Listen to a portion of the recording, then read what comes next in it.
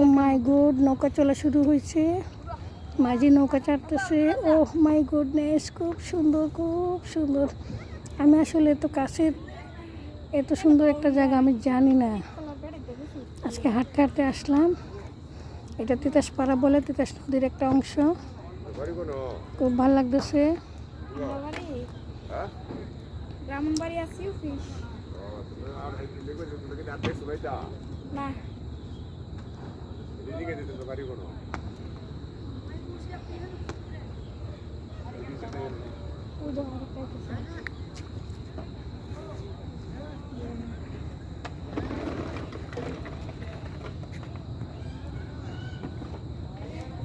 দেউড়া